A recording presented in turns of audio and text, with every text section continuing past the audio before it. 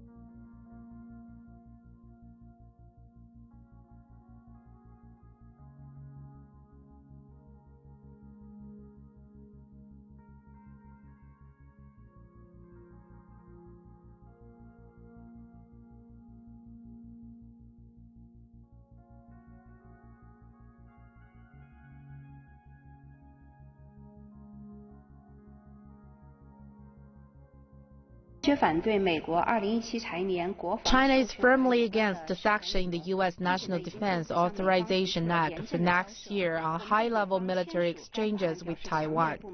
China has already lodged stern representations and strong dissatisfaction with the act.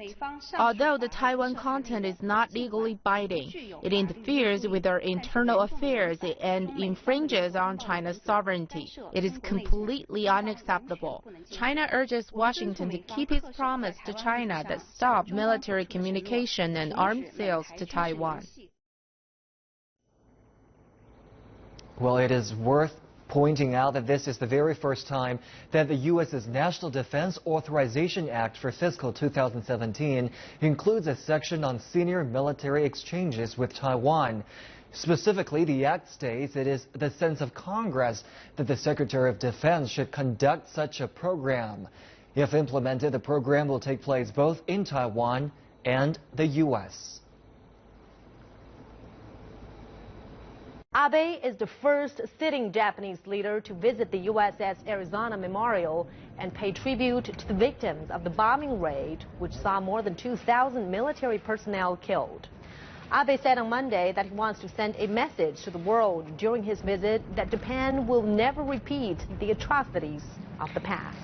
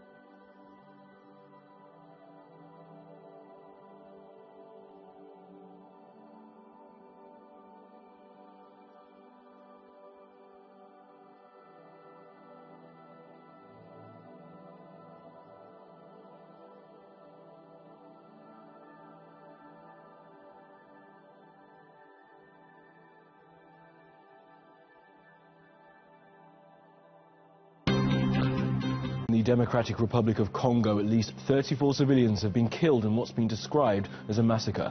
The attack happened in the northeastern town of Eringeti. It follows a wave of attacks that are reported to have claimed the lives of more than 700 people in the last 2 years. An official has blamed this attack on Ugandan rebels, but some experts say the Congolese army may have been involved.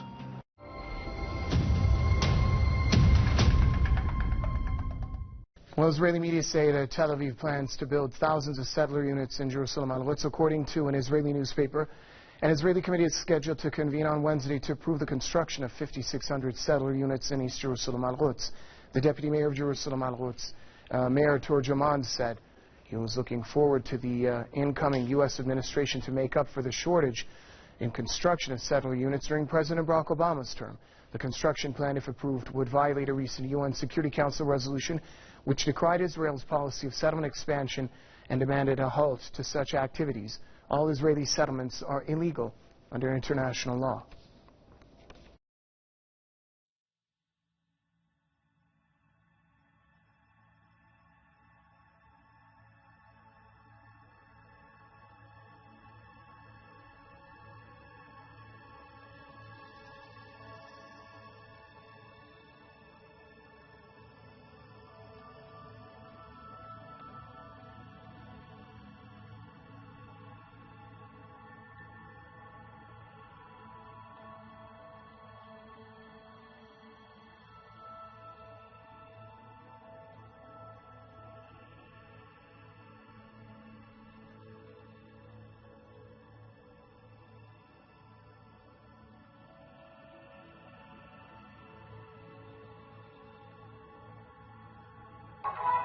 The city of Agadez used to rival Timbuktu as a center of commerce and learning.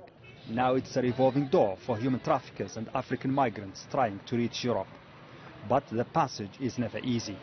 Situated in the far-flung northern desert of Niger, it's where the journey becomes untenable for these migrants. They often get stuck and run out of money. I came here with a friend whose mother in Algeria sent him some money for transport. But we lost most of the money in bribes to policemen on the road.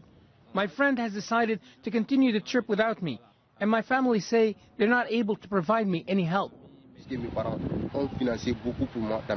My parents are farmers who couldn't continue to pay for my education, and when I failed to find a job in Bamako, I decided to go to Europe, not to do any harm there, but just to work and live in peace. I may not fare better than those who died en route, as I may not fare worse than those who survived. But Nasser and Sissoko are perhaps luckier than thousands who, after having reached Libya and Algeria, draining their energy and funds, were then forced to return to Agadez, a journey of more than 2,000 kilometers. For several months now, Algeria has been sending hundreds of migrants back to Niger, according to Human Rights Watch. Some of them say they went through extreme phases of suffering on the road due to exhaustion and malnutrition. What the Algerians did to us, I can't even talk about it. It's beyond explanation. The Algerians mistreated us. They beat people. People died. 2 people died, and they took our goods and money. Migrants are hosted in basic shelters before they're sent to their respective countries of origin. We conducted a census and received over 500 migrants who were kicked out from Algeria. Amongst them were 11 women and 19 children. We have welcomed them, offered shelter and food. Niger is a part of a multinational program sponsored by the EU, aimed at curbing African migration to Western Europe. Earlier this month, the EU offered 638 million euros to Niger to help deal with the rising tide of immigrants crossing the country. But as instability and drought continue to afflict the Sahel region, thousands of youths continue to brave the odds in search of a better life. Mohammed Vaid, Al Jazeera. It was 2 months ago when the Indian government demonetized high-value currency as part of efforts to fight corruption. The move, however, has badly affected migrant workers as their income depends on cash transactions. Press TV's Manor Zaman tells us more from New Delhi. It's a daybreak in India's capital, New Delhi, where thousands of migrant workers have to wait for long hours to make a living. Banu Lal, a migrant laborer from Uttar Pradesh, has been waiting since 8 in the morning, but there is no one to take him for work, he says. The situation is same for other workers following a government decision to ban certain high-value currency notes. Although experts believe the currency ban could be a landmark decision, but it is regarded as a huge blow for migrant workers, as their daily income depends on cash transactions. The government decided to demonetize high-value currency in early November. Authorities say the move helps root out corruption. Critics, however, say it's a faulty implementation process, which will result in a reverse mass migration. Migrant workers have shown different reaction. The Prime Minister assured that everything will be normal in 15 days, but we are not sure how long it will take. Each day is becoming more difficult for us. There is no work.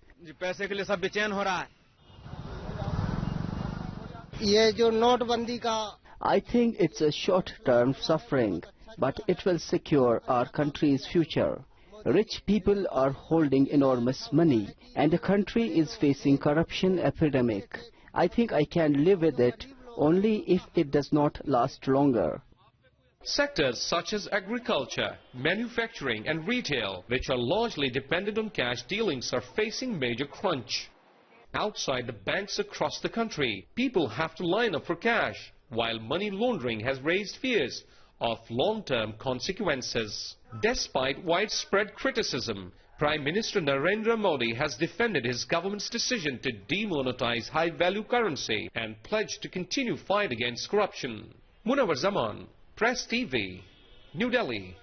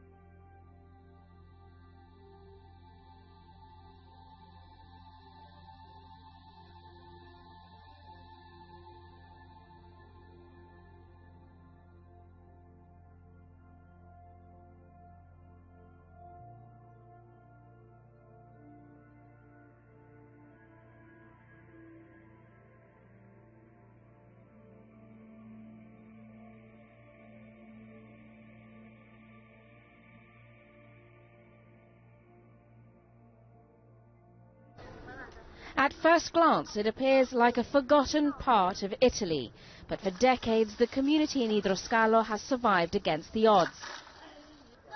Sprung out of necessity, the residents made their lives here, building homes without permits, because, they say, it's all they could afford to do. People like Franca Vanini, a grandmother who supports her family in the home she and her husband built.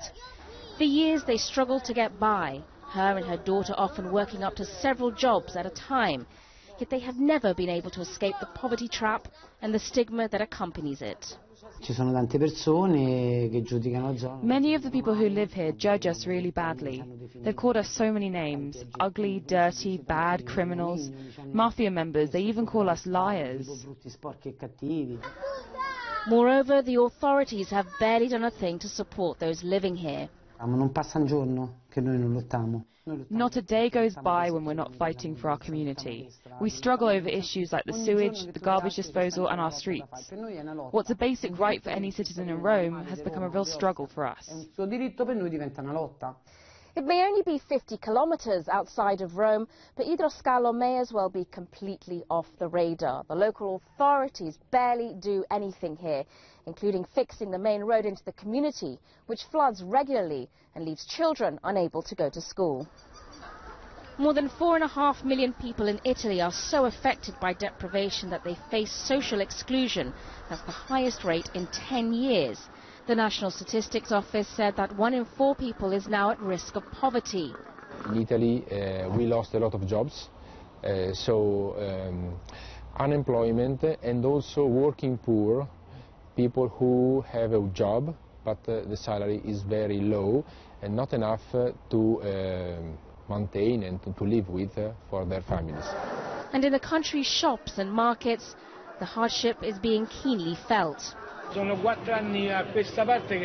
the past 4 years we've been feeling the crisis, and it's getting worse every year, because sadly people don't have money. Work here dries up, it's emptier, and then fewer people come. All my money goes on bills and my rent, and I have a child, so all that remains goes to her. Italy's stagnant economy has worsened its situation. Its debt levels are second only to Greece within the Eurozone, and inequality is growing. For Italians who are struggling to get by, politicians will have to do more than promise change. They will need to act on it. Sonia Gallego, Al Jazeera, Rome.